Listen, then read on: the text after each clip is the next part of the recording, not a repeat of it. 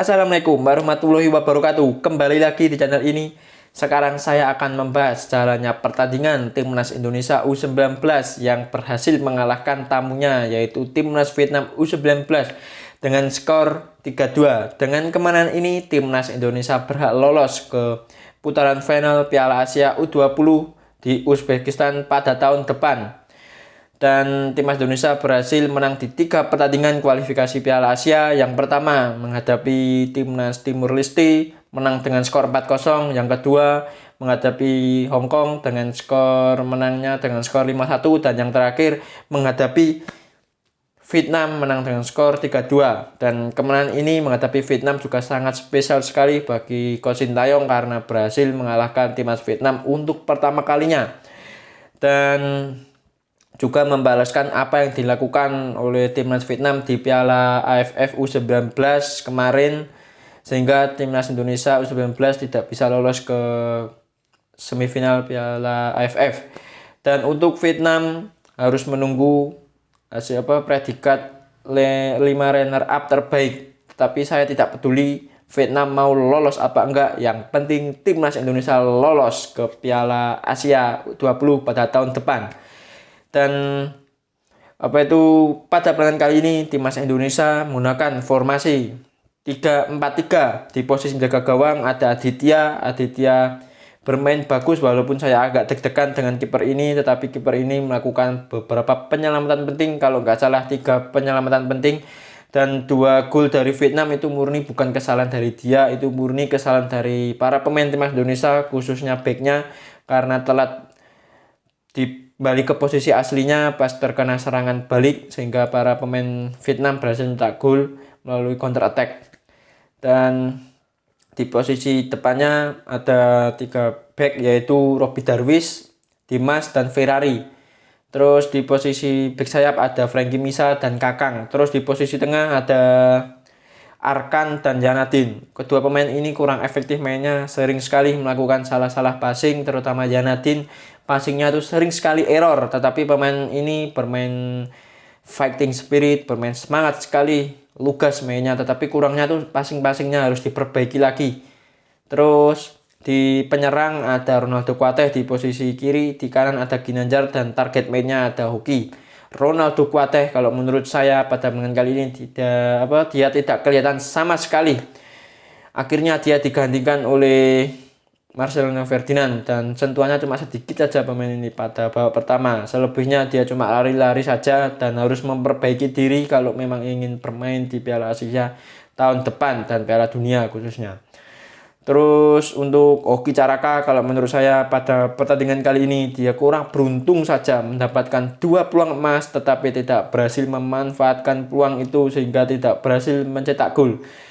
Dan jalannya pertandingan pada babak pertama Timnas Indonesia sudah mendominasi jalannya pertandingan dan menguasai ball possession, mendapatkan beberapa peluang, bahkan 10 menit pertama Timnas Indonesia sudah mendapatkan 2 peluang emas melalui Ronaldo Kuateh dan Hoki Caraka, tetapi tidak berhasil memanfaatkan peluang itu, khususnya itu Hoki Caraka. Harusnya Hoki itu bisa mencetak gol melalui bola rebound tendangan dari Ronaldo Kuateh, tetapi dia kurang beruntung sehingga tidak berhasil mencetak gol.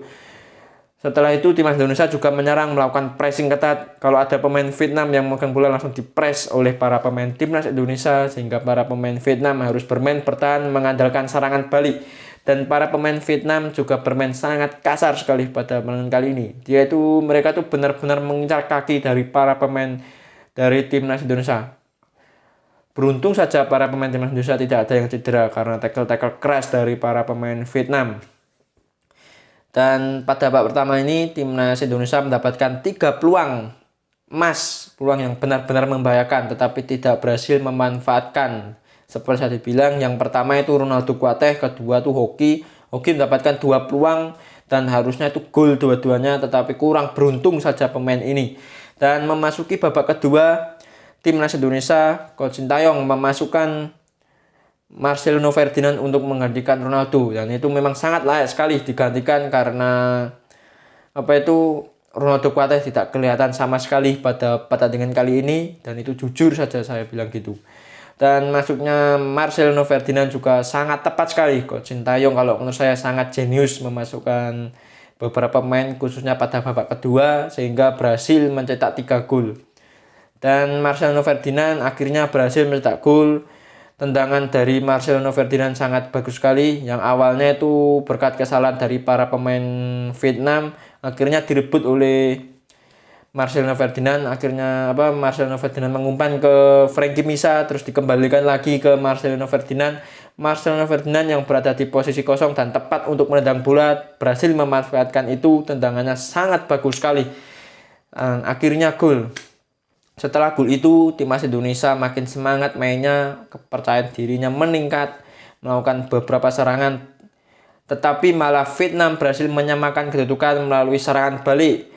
Timnas Indonesia terlalu asik menyerang sehingga para pemain Vietnam akhirnya berhasil melakukan counter attack, serangan balik, dan para pemain timnas Indonesia telat kembali ke posisi aslinya. Transisinya tidak bagus dari para pemain timnas Indonesia sehingga timnas Vietnam berhasil mencetak gol, dan gol pertama dari Vietnam itu berkat gol bunuh diri dari Ferrari. Niatnya Ferrari mau menghalau bola tetapi malah bolanya malah masuk ke gawang. Terus akhirnya Coach Sintayong memasukkan Rabani dan Alfredo Nico serta Rahmat Berry. Dan masuknya mereka juga sangat efektif. Seperti saya tadi bilang, Coach Sintayong sangat jenius. Kalau menurut saya memasukkan beberapa pemain dan itu sangat efektif sekali. Tetapi Vietnam harus mencetak gol lebih dahulu, berhasil mengembalikan kedudukan. Itu juga melakukan skema counter attack. Para pemain timnas Indonesia lagi-lagi telat kembali ke posisi aslinya, telat mundur ke belakang, transisinya sangat lambat sekali sehingga para pemain Vietnam berhasil mencetak gol. Setelah gol itu gue deg-degan ya, gue sempat agak down tetapi gue tetap nonton sampai akhir, dan akhirnya timnas Indonesia berhasil menyamakan kedudukan berkat gol dari Ferrari menerima umpan dari Yanadin. Ini gol corner kick, dan para pemain Vietnam lebih fokus ke Rabani. Akhirnya Ferrari berada di posisi kosong dan berhasil menyundul bola. Terus setelah gol itu kepercayaan diri dari para pemain timnas Indonesia kembali meningkat. Yang awalnya agak down tetapi kembali meningkat. Dan akhirnya timnas Indonesia berhasil unggul lagi berkat gol dari Rabani. Yang awalnya itu serangan dari Alfredo Nico, skill individunya dia berhasil melewati beberapa pemain dari timnas Vietnam dan akhirnya melakukan crossing, dan pemain dari Vietnam khususnya kiper melakukan kesalahan dan Rabani akhirnya berhasil mencetak gol. Kalau menurut saya mental dari para pemain timnas Indonesia sangat bagus sekali, walaupun agak down pertama setelah gol kedua tetapi tidak menyerah dan akhirnya bisa mengambilkan kedudukan jadi 3-2.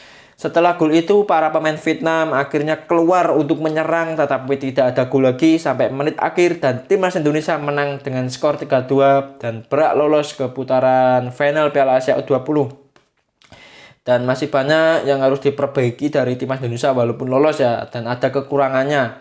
Seperti ketika kena serangan balik, para pemain timnas Indonesia telat kembali ke posisi aslinya, khususnya pemain bertahan seperti bek sayap itu telat kembali ke posisi aslinya, dan itu harus diperbaiki lagi karena di Piala Asia nanti lawannya praktis cukup berat-berat, bisa saja ketemu Jepang atau Qatar, Korea, dan itu timnas Indonesia harus memperbaiki, dan salah-salah passing juga harus diperbaiki.